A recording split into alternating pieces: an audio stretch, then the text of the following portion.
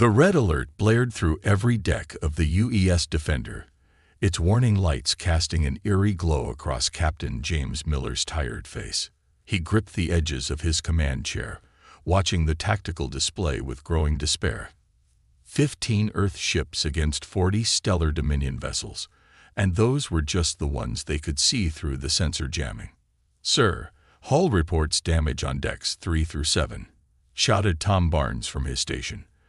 The young weapons officer's voice cracked with stress. "We can't take much more of this." Miller knew he was right.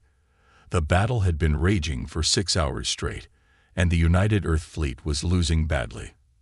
The year 2457 would be remembered as humanity's last stand, if anyone survived to remember it at all. "Status on the colony ships?" Miller asked, trying to keep his voice steady. Behind them, nearly 20,000 civilians were attempting to evacuate Earth's largest space colony. If the Defender and the rest of the fleet failed here, those people would have nowhere to run.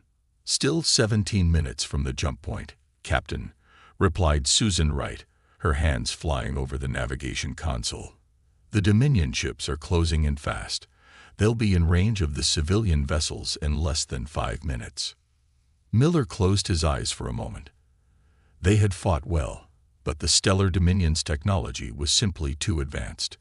Their energy weapons cut through Earth's best shields like paper, and their ships could take 10 times the punishment of anything humanity had built. "All ships, this is Captain Miller." He broadcast to the remaining fleet. "Form up on the Defender. We're going to give those colonists every second we can. It's been an honor serving with." A blast rocked the bridge, cutting off his words. Miller was thrown from his chair, his head smacking against the deck. Through blurred vision, he saw emergency force fields snap into place where a hull breach had opened up the port side of the bridge to space. Multiple direct hits. Tom yelled over the chaos of damage control alarms. "Primary weapons are offline. Shield generators air." "Captain," Susan's shocked voice cut through the noise. "Something's happening." Miller pulled himself back into his chair, blinking away stars from his vision. At first, he thought the main view screen was malfunctioning. The space between the Earth fleet and the Dominion Armada seemed to be rippling. It started as a subtle distortion, like heat waves rising from hot pavement. Then the distortion grew, spreading outward in a perfect sphere nearly a kilometer wide.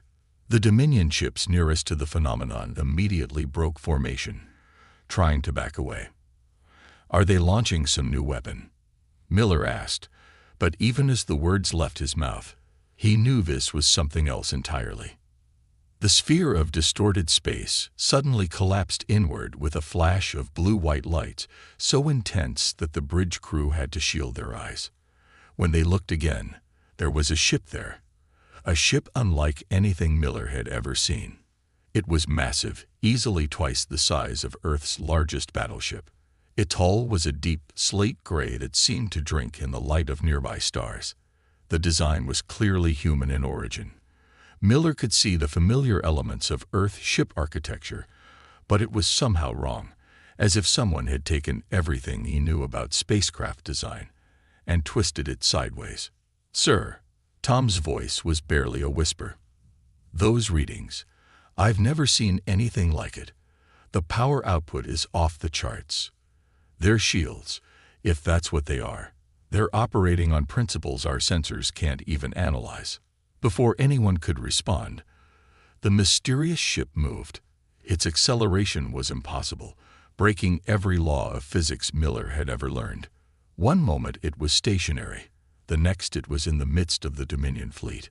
Weapons fire erupted from ports along its hull, not the familiar blue pulse of Earth's plasma cannons or the green beams of Dominion energy weapons, but streams of what looked like liquid light that curved and twisted through space like living things.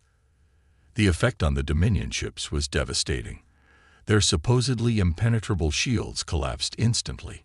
Hull plating that could shrug off Earth's strongest weapons melted and peeled away like wax paper in a flame.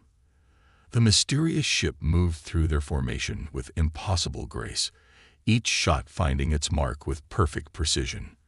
"The Dominion fleet is in full retreat," Susan announced, her voice filled with disbelief. They're running away." Miller watched in stunned silence as the mighty stellar Dominion, which had never known defeat in its centuries of expansion, turned and fled from a single ship. Within minutes, they had vanished into faster-than-light travel, leaving behind the broken hulks of their destroyed vessels. The bridge crew of the Defender sat in shocked silence, trying to process what they had just witnessed. The mysterious ship hung motionless in space now, its strange weapons quiet. Under the harsh light of nearby stars, Miller could make out markings along its hull. They appeared to be in English, but were too distant to read clearly. "Captain," Susan said softly, "we're being hailed." Miller straightened in his chair, trying to project confidence he didn't feel. Whatever this ship was, wherever it had come from, it had just saved not only his crew, but potentially all of humanity. "Put it on screen," he ordered. The view screen flickered to life, showing a bridge that was both familiar and alien. The layout was similar to Earth ships, but the technology visible in the background was like nothing Miller had ever seen. Standing in the center of the image was an older man with gray hair and a neatly trimmed beard, wearing what looked like a naval uniform of unfamiliar design. "Captain Miller," the man said with a warm smile, as if greeting an old friend. "I apologize for our dramatic entrance, but it seemed necessary given the circumstances. I'm afraid we have much to discuss, and very little time in which to do it. May I come aboard?" Miller glanced at his crew, seeing his own confusion reflected in their faces. "You know my name," he said carefully, "but I'm afraid you have us at a disadvantage, mister." The older man's smile never wavered. "For now, you can call me Smith. And as for who we are," he gestured to the ship around him, "let's just say we're some friends you haven't met yet, from a place that's both very far away and surprisingly close to home." As Miller tried to make sense of that cryptic response, he couldn't shake the feeling that everything he thought he knew about humanity's place in the universe was about to change. The ultimate warship that had come from nowhere was about to reveal secrets that would reshape history itself, if they could survive what was coming next. The meeting room aboard the UES Defender was silent except for the soft hum of life support systems. Captain Miller studied the man who called himself Smith, trying to make sense of everything he was hearing. 6 other officers sat around the table, their faces showing varying degrees of disbelief. "You're telling us," Miller said slowly, "that your ship is from 300 years in the future." He glanced at the 2 people Smith had brought with him, a woman with short gray hair who had introduced herself as Roberts, and a younger man named Jones. They wore uniforms that looked almost like old Earth Navy designs from the 21st century, which made no sense for people claiming to be from the future. Smith nodded, his hands folded calmly on the table. "I understand your skepticism, Captain. In your position, I would feel the same way." He pulled out what looked like an ordinary tablet, but when he set it on the table, it projected a detailed hologram of his ship, the Phoenix, rotating slowly in the air. "Our vessel represents the pinnacle of human engineering, circa 2757. Tom Barnes, the weapons officer, leaned forward with barely contained excitement. "Those weapons you used against the Dominion fleet, I've never seen anything like them. The way they curved through space. Targeted gravity manipulation," Roberts explained, speaking for the first time. Her voice was surprisingly gentle for someone who had just helped destroy a dozen enemy ships. "We create localized distortions in space-time that we can control with extreme precision. The enemy's shields can't stop them because they operate on a fundamental level of physics that your current technology can't access." Miller noticed something odd about the way she spoke. There was a slight hesitation before certain technical terms, as if she was carefully choosing her words. He'd been an officer long enough to recognize when someone was holding back information. "Why did you come back?" Susan Wright asked from her seat near the door. "If you're really from the future, isn't there some risk of changing history?" Smith's smile faltered slightly. "History, Ms. Wright, is not as fragile as many people think. We came because we had to. In our records, this battle was a devastating defeat for Earth. The colony ships were destroyed. The Defender and her entire fleet were lost, and the Dominion used this victory as a stepping stone to eventually conquer Earth itself. A chill went through the room. Millard thought of the 20,000 civilians they'd barely managed to save. "But you've changed that now," he said. "You saved us." "Yes," Smith replied, but there was something in his eyes that made Miller uneasy. "We did, and we'll continue to help you as much as we can. The Dominion will return, and in greater numbers. They've never faced defeat before. They won't take this humiliation lightly." "Then help us understand your technology," Miller pressed. "If the Dominion is coming back, we need every advantage we can get." Smith and Roberts exchanged a quick glance that Miller couldn't quite interpret. "We can assist you in upgrading some of your systems," Smith said carefully. "But we have to be selective about what we share. Too much advanced technology too quickly could be problematic." The meeting continued for another hour, with Smith and his crew answering questions, but somehow managing to say very little of substance. They agreed to help upgrade the Defender's shields and weapons, but insisted on doing the work themselves with minimal involvement from the Earth crew.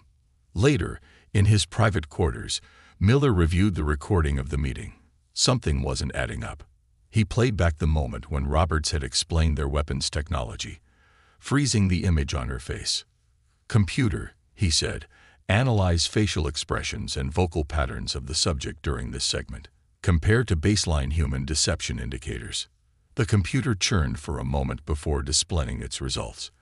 There was a 78% match with common signs of deception: subtle eye movements, micro-expressions, vocal stress patterns. They were lying about something, but what?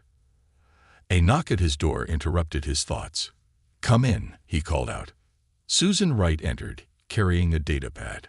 "Captain, I've been analyzing the sensor readings from when the Phoenix first appeared," she said without preamble. "There's something strange about the data."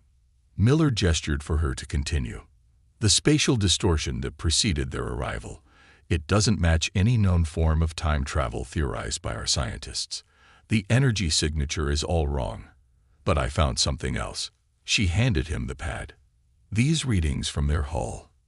The metal alloys we can identify seem to be manufactured using techniques that were common 50 years ago, not anything we'd expect from 3 centuries in the future." Miller frowned at the data. Could they be using old materials for some reason? It's possible, but why would they? And there's more.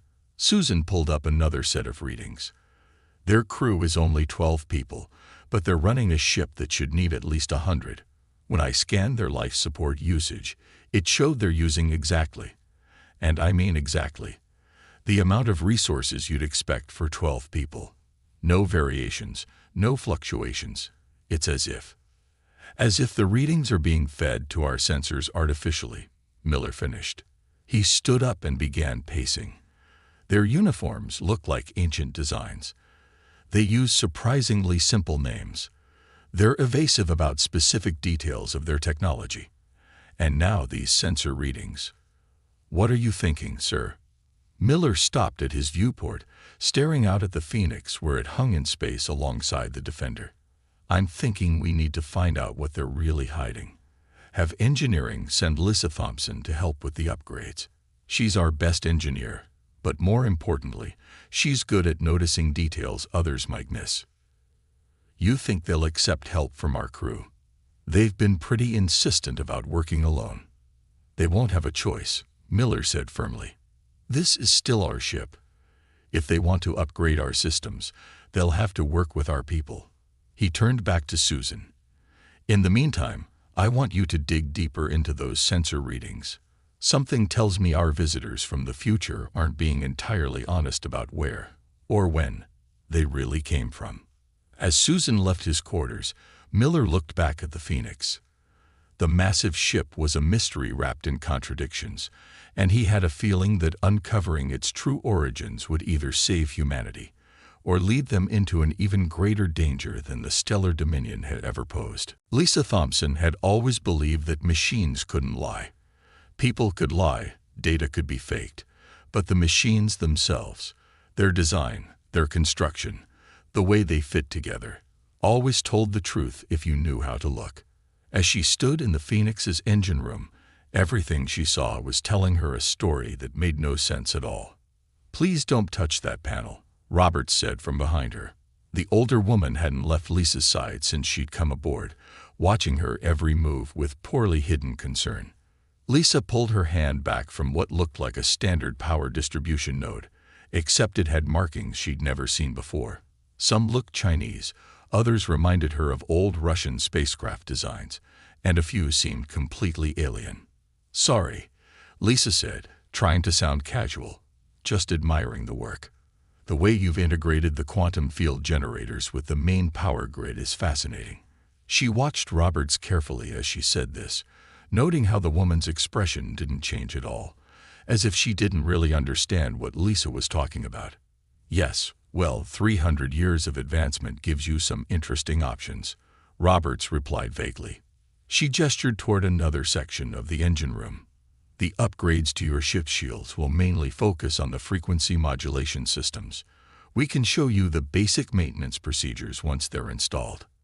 Lisa followed, her mind racing.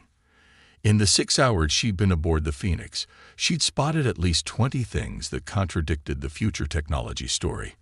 Power conduits that looked like they were built using manufacturing techniques that had been outdated even before the Dominion War. Computer interfaces that somehow mixed holographic displays with physical buttons that looked like they came from the early space age.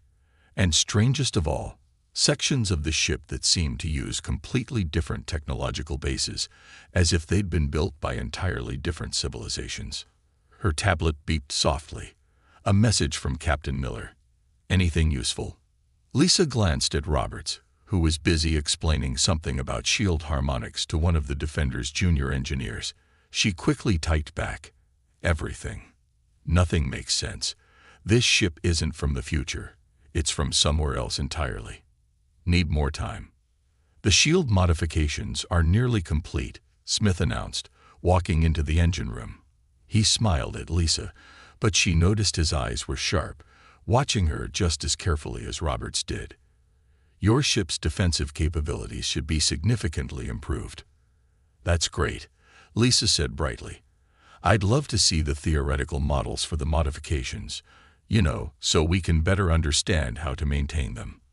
"I'm afraid that won't be possible," Smith replied smoothly. "The underlying principles are, well, let's just say they're beyond current scientific understanding. Better to focus on the practical aspects of operation." Lisa was about to press the issue when alarms began blaring throughout both ships. The Phoenix's lighting shifted to a deep red, and Smith's friendly demeanor vanished instantly. "They're back," he said grimly. "Sooner than we expected. Roberts, get to the bridge. Miss Thompson, I suggest you return to your ship immediately." Lisa rushed to the docking port, her mind still processing everything she'd seen. As she hurried through the corridors, she passed more of the Phoenix's small crew, all of them moving with practiced efficiency, but something about their movements seemed rehearsed, almost artificial. Back aboard the Defender, she ran straight to the bridge. Captain Miller was already in his command chair, watching as multiple Dominion ships dropped out of faster-than-light travel around them. 65 ships, Susan reported tensely. "Much bigger force than last time." "Captain," Lisa said breathlessly, "I need to tell you what I found." The ship rocked as the first Dominion shots hit their newly upgraded shields, but instead of the usual grinding impact, there was only a slight vibration. "Shields holding at 97%, Tom reported, sounding amazed. "Whatever they did to our systems, it's working." "Target the nearest Dominion vessel," Miller ordered. "Let's see what our weapons can do now." The Defender's main guns fired, the familiar blue plasma bolts now wrapped in a strange shimmering field. They struck the Dominion ship's shields and passed right through them, tearing huge chunks out of the vessel's hull. "Impossible," Susan whispered. "Those were standard plasma cannons, but the energy readings, it's like the shots existed in multiple phases of space at once." Lisa grabbed the captain's arm. That's just it, sir. Their technology. It's not more advanced than ours. It's just completely different. I saw their engine room. They've got pieces of technology that look like they came from dozens of different sources, all somehow working together. It's as if they've combined technologies from multiple different human civilizations. Miller finished, his eyes widening with understanding. Not from the future, but from somewhere else entirely. The bridge crew watched as the Phoenix moved to engage the Dominion fleet. This time, their mysterious allies weren't holding back. The ship's impossible weapons lashed out in all directions, each shot finding its mark with devastating effect. But now that Lisa knew what to look for, she could see the truth. The Phoenix wasn't using one advanced technology, but rather dozens of different technologies working in concert, each one seemingly designed to counter specific weaknesses in the Dominion's defenses. "Sir," Susan called out suddenly, "I'm picking up some kind of temporal distortion from the Phoenix. It's similar to the reading we got when they first appeared, but much larger." On the main screen, space itself seemed to twist around their mysterious ally. For a moment, Lisa thought she could see something through the distortion. Other ships, other battles, other versions of reality bleeding through into their own. "Captain," Smith's voice came through the comm system. "I'm afraid we can no longer maintain the deception. Your engineer has no doubt discovered enough to guess the truth. We're not from your future. We're from your present. Just not the present you know. And right now, we need your help to prevent both our worlds from being destroyed." Miller looked at his crew, then back at the screen where the Phoenix was single-handedly holding back the most powerful invasion fleet humanity had ever faced. "Well then, Mr. Smith," he said firmly, "I think it's time you told us the whole truth." The Defenders' meeting room felt much smaller with the knowledge that pressed in from all sides. Smith stood at the front, his calm facade finally dropping away as distant explosions rattled the ship. Outside, the Phoenix was holding the Dominion fleet at bay while the two crews talked. "We come from an Earth just like yours, but different in every way that matters," Smith explained, his voice heavy with the weight of secrets finally being revealed. "In our reality, humanity never expanded to the stars. We couldn't.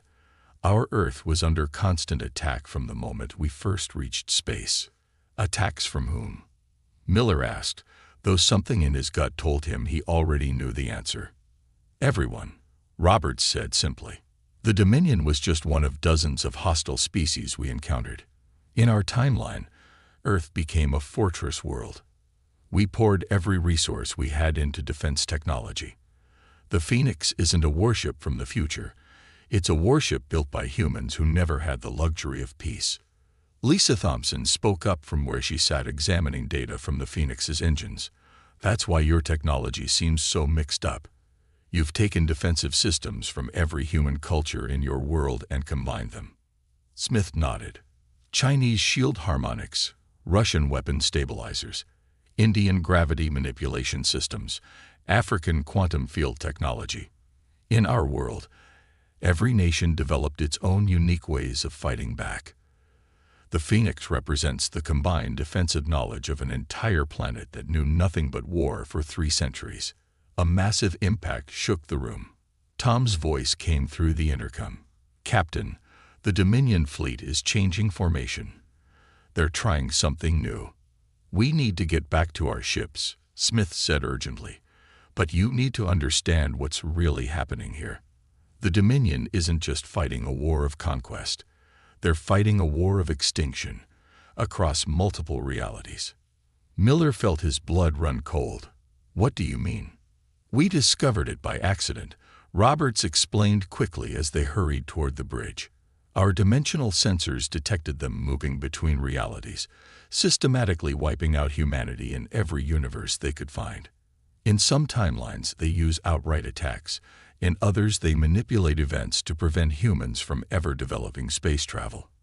They reached the bridge just as another blast rocked the ship.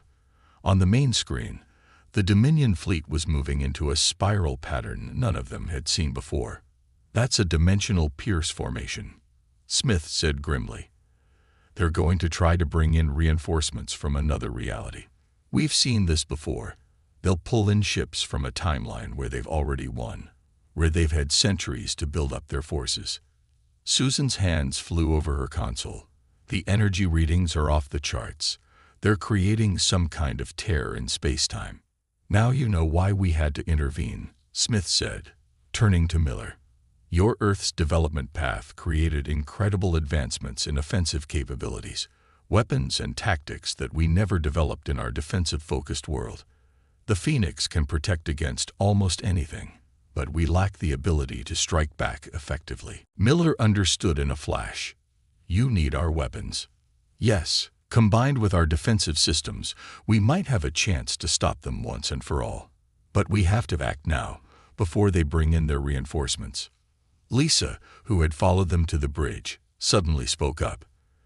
The shield modifications you made to our ship, they weren't just upgrades, were they? You were preparing us for this moment. Robert smiled grimly. The modifications allow your weapons to fire through our defensive fields without losing power, something we could never achieve in our reality. Another blast shook both ships. In the space between the fleets, a massive tear in reality was beginning to form, its edges crackling with impossible energies. We're picking up ships coming through. Tom shouted. God, there's dozens of them. Hundreds. Captain Miller, Smith said urgently, I know we deceived you. I know we came here under false pretenses. But right now, I'm asking for your trust. What we do in the next few minutes will determine the fate of humanity not just in this reality, but in countless others. Miller looked at his crew, seeing the same determination in their eyes that he felt. They had trained to defend Earth, but now they were being called to defend all Earths everywhere. What's the plan? He asked simply. Smith's relief was visible. The Phoenix will form a defensive sphere around the defender. Our shields can hold back anything they throw at us. Meanwhile, your weapons, combined with our dimensional phase technology, can fire directly into the reality tear before it fully opens. If we can collapse it while their reinforcements are still coming through, we can trap them between realities. Lisa finished, quickly catching on. The backlash would destroy their entire invasion force across multiple timelines, Smith confirmed. But we have to time it perfectly. Too early, and we'll only close the tier. Too late, and they'll bring through too many ships for even our combined technologies to handle.